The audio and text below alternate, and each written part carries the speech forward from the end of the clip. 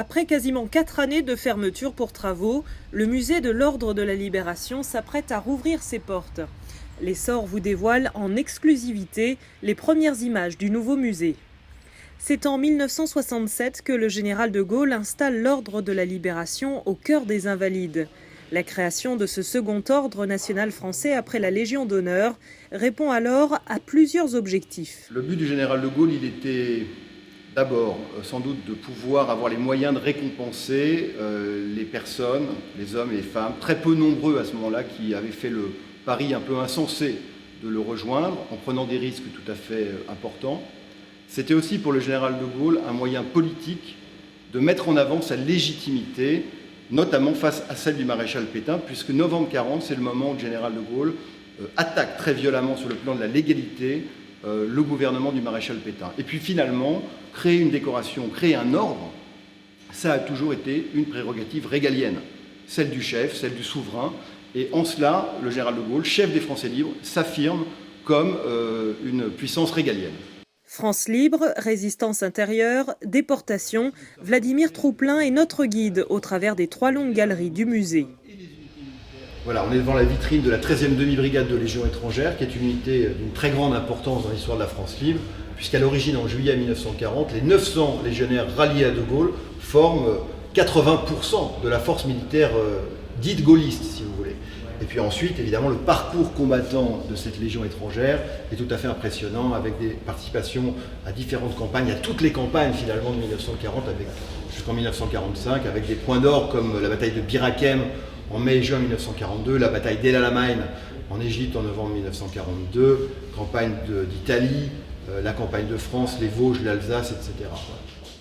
Autre particularité, le musée contient le plus grand nombre d'objets personnels et patrimoniaux du général de Gaulle. Son képi, ses gants, ses insignes de la France libre qui finalement permettent de voir, de se montrer en regard du portrait officiel des Français libres. Par exemple, ce képi à feuilles de chêne, de Gaulle n'en a possédé qu'un en Angleterre. C'est celui-là, c'est celui qu'on voit sur cette photographie. Insolite, la plaque de rue de Yaoundé, créée en 1940 lors du ralliement du Cameroun à la France libre, témoigne encore de l'anonymat du général à l'époque. Cette salle contient également l'intégralité des décorations étrangères et des colliers des grands ordres étrangers que le général de Gaulle a reçus lorsqu'il était chef d'État. Qu'est-ce que ça illustre tout ça? Ça illustre aussi la politique étrangère extrêmement active du général de Gaulle lorsqu'il était chef de l'État. À la fois sur l'Union européenne, le retour de l'amitié franco-allemande, le non-alignement envers l'Union soviétique et les États-Unis, toute cette politique dynamique, elle est finalement représentée par ces décorations provenant de tout un tas de pays étrangers. Et c'est pas fini parce que voilà, on a la suite dans des tiroirs, parce qu'il y en a beaucoup. Donc on a présenté ici l'intégralité de ces grands ordres nationaux. Autre grande figure de la Libération, Jean Moulin, qui dirigea le Conseil national de la résistance durant la Seconde Guerre mondiale. Ici, vous avez sa tenue de sous-préfet de Jean Moulin et puis des vêtements personnels qui rappellent évidemment cette photo très connue de Jean Moulin qui est à côté. Cette photo qui est restée dans la mémoire collective comme la mémoire du clandestin, vous savez, avec le feutre rabattu sur les yeux, avec l'écharpe qui cache la cicatrice qui s'était faite en tentant de se suicider en juin 1940, alors qu'en réalité cette photo est antérieure. C'est une photo de 1939 qui est une photo de vacances qui a été faite par Marcel Bernard, qui est un ami d'enfance, mais qui est restée dans l'imaginaire populaire et dans l'idée générale comme l'image du Jean Moulin résistant et clandestin.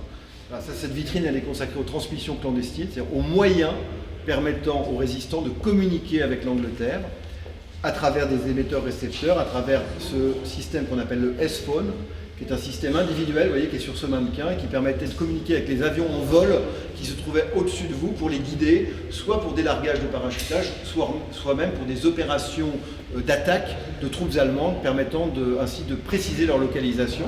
Et puis l'ensemble, le reste de cette pièce est surtout consacré à la libération de la capitale, à travers des symboles qui peuvent paraître assez étranges, comme ce grand drapeau nazi qui figurait sur l'hôtel Meurice, rue de Rivoli, qui était le siège du commandement militaire allemand du général von Schultz. C'est une prise de guerre qui évoque aussi ces journées glorieuses du 25 août 1944. Face à ce drapeau nazi, vous avez les drapeaux de la liberté, si vous voulez, c'est-à-dire les drapeaux alliés et le drapeau français qui ont été installés à la Libération sur l'Hôtel de Ville de Paris. Le drapeau français dès le 19 août 1944, le jour où les FFI prennent l'Hôtel de Ville, et les 3 drapeaux alliés installés le jour de la Libération, le 25 août, pour remercier les Alliés de leur concours dans, évidemment, la libération du territoire national, puisqu'on sait bien que c'est quand même les Alliés qui, essentiellement, ont contribué à la libération du territoire français. Cette vitrine est consacrée à la résistance en Indochine, sous occupation japonaise, à partir du coup de force de mars 1945, quand les Japonais envahissent l'intégralité de l'Indochine française. Un certain nombre de gens qui faisaient déjà de la résistance ont essayé de s'y opposer militairement. C'est le cas par exemple du capitaine de gendarmerie Jean Ders, qui très courageusement a tenté de s'opposer aux Japonais et qui a été absolument massacré le 18 mars 1945 avec l'ensemble de ses hommes par évidemment une multitude de soldats japonais d'une très grande supériorité numérique. Voilà. Et il fait partie des 3 compagnons de la Libération au titre de la résistance en Indochine avec Charles Lecoq et René Nicolot.